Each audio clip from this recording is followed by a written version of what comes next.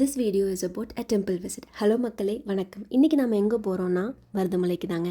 நானும் என் ஃப்ரெண்டும் காந்திபுரம்க்கு 9:30க்கு ரீச் ஆகிட்டோம். அங்கே வந்துட்டையும் பஸ் நம்பர் 70 ஏறிக்கோங்க. பஸ் பேர் பர் ஹெட்டுக்கு 25 சார்ஜ் பண்ணுறாங்க.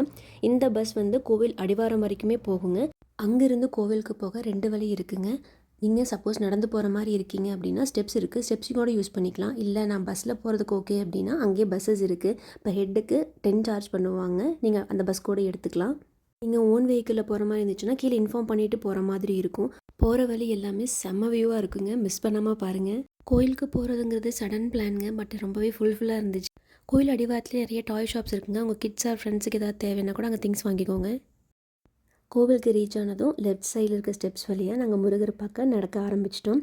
அங்கே ஒரு போர்டு வச்சுருப்பாங்க. அதில் என்ன போட்டிருந்துச்சுன்னா மருதாச்சலம் இருக்குது, மணக்கவலை எதற்குன்னு போட்டிருந்துச்சு. நாங்கள் போனப்போ கும்பாபிஷேகம் முடிச்சு பெயிண்டிங் ஒர்க், கொஞ்சம் கன்ஸ்ட்ரக்ஷன் ஒர்க்கெல்லாம் போயிட்டு இருந்துச்சு.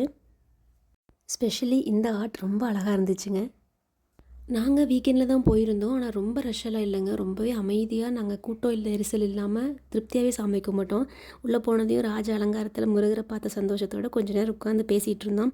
அங்கேருந்து வரவே மனசே இல்லைங்க. சச் அ டிவைன் பிளேஸ்னு சொல்லுவாங்கள்ல. Definitely you will feel this here. உங்களுக்கு ஒரு சேஞ்ச் தேவைப்படுது, மைண்ட் டிஸ்டர்பாக இருக்குன்னா கண்டிப்பாக இங்கே ஒரு டைம் விசிட் பண்ணி பாருங்கள். இதெல்லாம் முடிச்சுட்டு நாங்கள் வெளியே வந்தையும் புளியோதரை வாங்கி சாப்பிட்டோம். 20 rupeesக்கு மஸ்ட் ட்ரைங்க கண்டிப்பாக.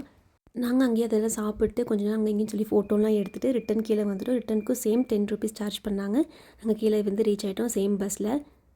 அடிவாரம் ரீச் ஆகிட்டிங்கன்னா பேக் டு பேக் அதே 70 பஸ் நம்பர்ஸ் வெயிட் பண்ணணும். நீங்கள் அங்கே வந்து காந்திபுரம் ரீச் ஆகிக்கலாம். வந்ததையும் செம்ம பசிங்க. எல்லா ஹோட்டலும் செம்ம ரஷ்ஷாக இருந்துச்சு. நாங்கள் அப்படி இப்படின்னு சொல்லிட்டு மீல்ஸே ஆர்டர் பண்ணி அன்னபூர்ணாவில் போய் நாங்கள் சாப்பிட்டுட்டு வந்துட்டோம். முடிச்சுட்டு நாங்கள் சின்ன ஒரு குட்டி ஷாப்பிங் போனோம்.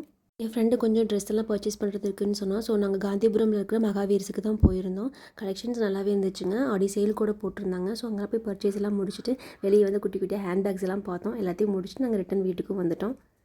ஓகே மக்களே, பாய். இன்னொரு வீடியோவில் பார்க்கலாம்.